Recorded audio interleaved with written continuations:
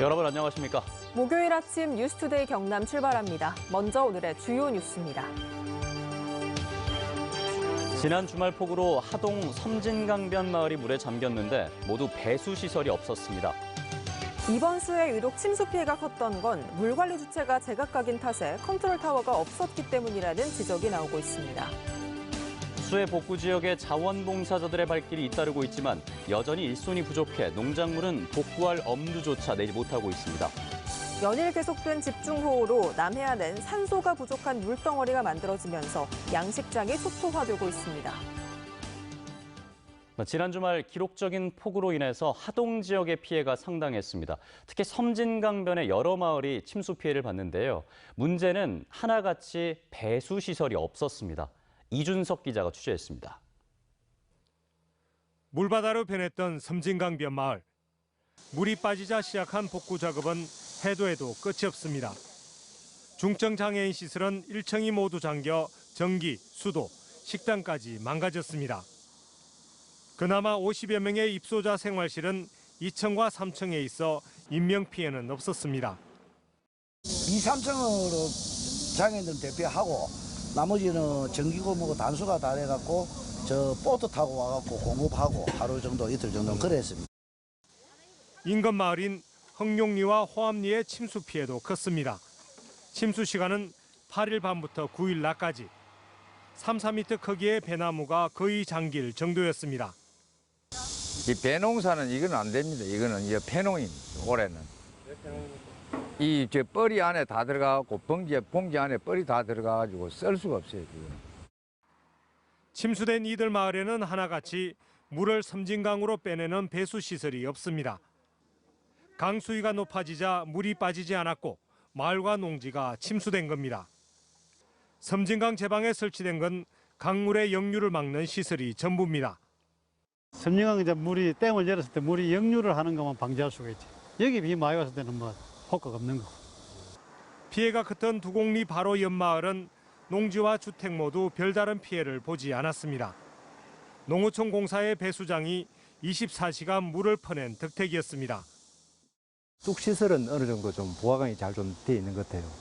그렇지만 그 내수가 차 있을 때 그 펌핑할 수 있는 어떤 그런 기능이 좀 부족한 것 같습니다. 기록적인 폭우는 또다시 내릴 수 있습니다. 수재민들의 바람은 피해를 줄이고 막을 수 있는 근본적인 대책 마련입니다. MBC 뉴스 이준석입니다. 이번 집중호우에 유독 침수 피해가 컸던 건 댐 방류량 조절에 실패했기 때문이란 목소리에 힘이 실리고 있습니다. 근본적으로 물관리 주체가 제각각인 탓에 피해를 키웠다는 지적이 나오고 있습니다. 이재경 기자가 보도합니다. 화개천 범람으로 32년 만에 잠겨 초토화된 하동 화개장터. 환강 범람으로 곳곳이 물바다가 된 합천군 율곡면과 쌍챙이면. 두 지역 피해 주민들은 각각 상류의 섬진강댐과 합천댐이 방류량을 급격히 늘려 침수 피해가 커졌다고 호소합니다. 매미 때도요 400mm 비가 왔습니다. 여기에 400mm 비가 왔을 때도 여기 괜찮았어요. 어제 불과 230mm밖에 안 왔습니다. 비가 여기에. 이거는 수해가 아닙니다. 이건 인재입니다. 이거는. 합천댐의 방류량입니다. 평소 초당 300톤 정도였지만 지난 8일엔 평소의 9배인 초당 2,700톤까지 치솟았습니다. 사상 유례 없는 방류량에 합천댐 하류 지역은 순식간에 물바다로 변했습니다. 댐이 사실상 홍수 조절 기능을 잃었다는 비판 속에 근본적으로는 물 관리 주체가 제각각이기 때문이라는 지적이 나옵니다. 2018년 통합물관리법 제정으로 물 관리가 환경부로 이관됐지만 다목적 댐과 용수 전용 댐은 환경부 산하 수자원공사가, 전력댐은 산업부 산하 한국수력원자력이, 하천 관리는 국토부가 맡고 있고 전국 17,000곳이 넘는 저수지는 한국농어촌공사와 지자체가 나누어 관리하고 있습니다. 홍수 재난 상황에 체계적이고 신속한 대응이 어려운 구조라는 겁니다. 권한은 가지려고 하고 거기에 대한 책임은 다른 부처로 떠넘기는 이런 그 상황 속에서는 결국 우리나라의 치수 정책은 계속 표류할 수밖에 없다. 댐 관리 비판 여론에 수자원공사는 기상청 예보보다 많은 비가 쏟아져 급격한 방류가 불가피했다고 해명했습니다. 홍수 피해 양상이 제방 붕괴와 원류 등 복합적인 요인으로 발생된 만큼 관련 기관 합동으로 면밀한 조사와 원인 분석이 필요합니다. 이번 수해로 정부의 물 관리 체계를 근본적으로 손질해야 하는 것 아니냐는 목소리가 커지고 있습니다. MBC 뉴스 이재경입니다. 수해를 입은 마을을 돕기 위한 자원봉사자들의 발길이 잇따르고 있습니다. 하지만 일손이 부족해서 피해 입은 농작물은 복구할 엄두조차 내지 못하고 있습니다. 그 현장을 문철진 기자가 다녀왔습니다. 폭우로 마을 주택 절반이 물에 잠긴 합천군 건태마을. 이른 아침부터 전국 각지에서 찾아온 자원봉사자들이 물에 젖은 가전제품을 집 밖으로 꺼내 물로 씻은 뒤 쓸만한 것들을 다시 분류합니다. 흙탕물을 뒤집어 쓴 집안 구석구석을 청소하고 일꾼들에게 식사를 제공하는 일도 자원봉사자들이 도맡았습니다. 30도를 훌쩍 넘는 무더위에 이마에서 땀이 비오듯 쏟아지지만 작업을 멈출 수는 없습니다. 더럽다거나 힘들다는 말씀 한 번도 없이 어쨌든 오늘 안에 자기가 배정받은 가구에 최대한 정리를 하고 도와드리고 가야 된다는. 북이 무너져 무릎 높이까지 물이 찬 창녕군 이방면에는 세탁 트럭이 등장했습니다. 물에 젖은 옷가지며 이불을 세탁해 건조까지 마친 뒤 주인에게 돌려줍니다. 세탁물이 지금 거의 다 젖어갖고 왔어요. 네, 냄새도 좀 사실은 좀 나고 어쨌든 오늘 세탁을 깨끗하게 해서 뽀송뽀송한 상태로 갖고 가시면 수해 입으신 분들이 기분이 좋지 않을까.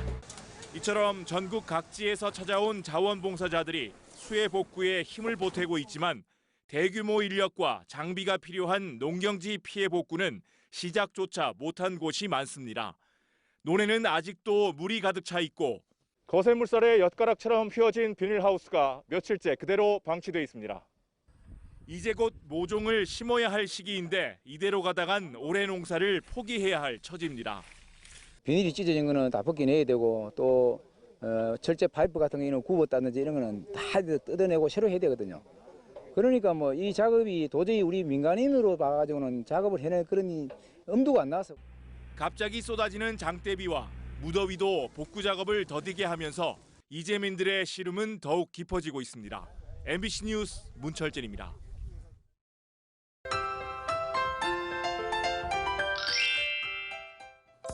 오늘 모처럼 비 소식 없는 하루가 되겠습니다. 대신 폭염이 기승을 부리겠는데요. 경남 전 지역에 폭염특보가 발효 중인 가운데 오늘 11시를 기해 창원에는 폭염주의보가 폭염경보로 격상되겠습니다. 이 지역은 내일까지 체감온도가 35도까지 치솟을 것으로 보입니다. 자세한 낮 기온 살펴보시면 오늘 창원의 낮 기온 32도, 진주는 31도까지 오르면서 어제보다 2에서 4도가량 높겠습니다. 오늘 일부 지역에는 안개가 짙게 끼는 곳이 있겠습니다. 오늘과 내일 경남 내륙과 남해안을 중심으로 가시거리 1km 미만의 안개가 끼겠는데요. 운전하실 때 교통안전에 유의해 주시길 바랍니다. 위성영상 보시면 오늘 구름 많은 날씨를 보입니다. 원활한 대기 확산으로 인해서 공기질은 깨끗하겠습니다. 아침 기온 현재 열대야 현상을 보이는 곳이 많은데요. 아침 기온 살펴보시면 밀양 25도, 창원은 26도에서 시작합니다. 낮에는 창원 32도, 양산 32도, 밀양 33도까지 오르겠습니다. 서부 지역 보시면 거창 23도, 진주 25도에서 시작합니다. 낮에는 진주 31도, 합천은 32도까지 오르겠습니다. 바다의 물결은 최고 2m까지 일겠습니다. 당분간 평년 기온을 웃도는 폭염이 계속될 것으로 보여서 건강관리 잘해주시길 바랍니다. 날씨 정보였습니다. 연일 계속된 집중호우로 육지에선 침수 피해가 있었다면 바다에선 폐사 피해가 이어지고 있습니다. 이 폭우로 인해 바닷물에 민물이 많이 유입되면 산소가 부족한 물덩어리, 즉 빈산소 수괴가 만들어지는데요. 이 때문에 바다 생물들이 숨을 못 쉬면서 폐사해 남해안 양식장이 초토화되고 있습니다. 보도에 신은정 기자입니다. 경남 창원시 진해만 연안의 홍합 양식장. 올겨울 수확을 앞둔 홍합을 끌어올리자 폐사해 진물이 나는 홍합과 빈 껍데기만 올라옵니다. 씨를 받기 위해 기르는 조개인 종패까지 속이 문드러졌습니다. 올해 농사는 물론 내년과 그 다음의 홍합 양식까지 포기해야 할 판입니다. 홍합 자체가 폐사가 되니까 사람이 죽을 판입니다. 지금 전체 어민들이. 그 정도로 현재 이 바다가 심각한 상태입니다. 포도송이처럼 그물에 풍성이 매달려 있어야 할 미더덕은 지금이 한창 수확철이지만 대부분 폐사했습니다. 지금까지 남해안에선 홍합과 굴, 미더덕 등 5종류의 폐사가 확인됐습니다. 금액으로는 44억 원이 넘는 피해가 발생했습니다. 폐사의 원인은 산소 부족. 비가 자주 오면 민물이 유입되면서 바닷물 표면과 아래층의 염분 농도가 달라집니다. 이때 막이 형성되고 이 막 때문에 산소가 물에 녹지 못해 빈산소 수괴라고 불리는 물덩어리가 만들어집니다. 홍합 등 각종 해양 생물들이 산소 부족으로 폐사하게 되는 겁니다. 올해는 유난히 비가 많이 내리면서 지내만의 경우 평소보다 2배 이상의 물덩어리가 생겨 피해가 큽니다. 예년에 한 8월 정도에는 빈산소 수계 두께가 약 한 10m 내외로 보이던 것이 이번 8월 초순 결과에 의하면 최고 20m 두께까지 관측되기도 했습니다. 특히 폐사 피해가 발생한 어패류 가운데 일부는 정부의 지원을 받을 수 없는 데다 재난 복구 비용의 기준이 되는 단가도 현실과 차이가 커 어민들의 소갈이가 깊어지고 있습니다. MBC 뉴스 신은정입니다. 이번 집중호우에 전남 구례에서 키우던 암소 한 마리가 급류에 휩쓸려 바다 건너 경남 남해 무인도에서 발견됐습니다. 무려 55km의 거리를 떠내려온 건데요. 주인은 잃어버린 소가 살아있다는 소식에 기적 같은 일이 일어났다며 기뻐했습니다. 신동식 기자가 취재했습니다. 경남 남해군 고연면 갈화리. 섬진강 하류 무인도인 난초섬에서 암소 한 마리가 발견됐습니다. 사람들이 가까이 다가가자 겁을 먹고 주랭랑을 칩니다. 목에 밧줄을 걸고 고삐를 만들어 바지선으로 이동시키지만 쉽지 않습니다. 고삐를 당기고 뒤에서 밀어도 꿈쩍을 안 합니다. 장정들이 달라붙어 다리를 잡고 힘겹게 바지선 위로 소를 끌어올립니다. 작업 1시간 만에 부두로 돌아왔지만 구경 나온 사람들의 놀란 소를 육지로 내리는 일도 쉽지 않았습니다. 암소 구출 작업에는 바지선과 어선 2척이 동원되고 어른 10명이 참여했습니다. 이 암소는 지난 8일 집중호우에 섬진강 상류인 전남 구례군 구례읍 축산단지에서 경남 남해의 무인도까지 무려 55km를 떠내려와 있었습니다. 표류한 지 4일 만에 발견된 겁니다. 암소의 나이는 16개월, 무게는 450kg 정도로 임신 4개월이었습니다. 살아있다는 것 자체가 저는 너무 신기했습니다. 그 물에 거기다가 바다까지 거쳐가지고 이 섬에 안착했다는 것 자체가 너무나 좀 신기했습니다. 수해로 소를 잃어버린 주인은 소가 발견됐다는 소식에 기쁨을 감추지 못합니다. 정말 자식이 돌아온 것 같죠. 나간 잃어버린 자식이. 우리 아저씨가 못 봤네요. 너무 감동이고 정말 기적처럼 살아나서 이제 팔 수는 없을 것 같다고. 경남 합천에서도 환강으로 떠내려간 암소가 80km 떨어진 밀양 낙동강 둔치에서 발견돼 주인의 품으로 돌아갔습니다. MBC 뉴스 신동식입니다. 투데이 경남입니다. 함양군 찾아가는 이동 민원실이 오늘 오전 백전면 사무소에서 열립니다. 피서철 유원지 환경 정화 홍보 캠페인이 오늘 낮 산청군 삼장면 송정숲에서 펼쳐집니다. 진양호 어린이 물놀이터 바운싱돔 준공식이 오늘 오전 진양호 꿈키운동산 주차장에서 열립니다. 사천 에어쇼 추진위원회 임시총회가 오늘 오전 11시 사천시청 2층 대회의실에서 마련됩니다. 제56회 축의 한국고등학교 축구연맹전 결승전이 오늘 오후 2시 합천공설운동장에서 펼쳐집니다. 경상남도가 코로나19로 어려운 경제 상황을 극복하고자 임시직 노동자 대상 이달부터 19,000여 개 공공일자리 사업을 추진합니다. 또 고용안정 선제 대응 지원센터를 중심으로 실직자의 전직과 재취업 지원도 강화하며 오는 11월 코리아 세일 페스타와 연계해 지역 소비 촉진 행사를 추진하고 지역사랑 상품권 2,600억 원어치를 추가 발행합니다. 경상남도가 불법 촬영 범죄 예방을 위해 불법 카메라 간이 탐지 카드 6,000매를 시군에 배포했습니다. 이 카드는 일반 신용카드 크기로 휴대전화 덮개나 지갑 속에 휴대할 수 있으며 탐지 카드를 휴대전화 뒷면 카메라에 덧대고 플래시를 켠 채 동영상 촬영을 하면 불법 카메라 설치 여부가 나타납니다. 마트산업노동조합 경남지역본부는 홈플러스 소유주인 MBK에 폐점과 매각을 중단할 것을 요구하며 내일부터 이틀간 도내 5개 홈플러스 매장의 파업을 예고했습니다. 이에 대해 홈플러스 측은 영업 종료 이후에도 직원들의 고용을 유지할 계획이라며 파업으로 마트 운영에 차질이 없도록 하겠다고 밝혔습니다. 유례없는 긴 장마에 채소류 값은 급등하고 과일 값은 급락하고 있습니다. 한국농수산식품유통공사 농산물유통정보에 따르면 10일 기준 4kg짜리 얼갈이 배추와 적상추의 전국 평균 도매 가격은 각각 17,240원과 53,940원으로 한 달 전보다 2배 올랐고 애호박은 한 달 전 20개당 15,952원에서 약 4배가 뛴 56,180원이었습니다. 반면 제철인 복숭아와 포도 등 햇과일은 당도가 떨어지면서 가격이 30에서 50% 하락했습니다.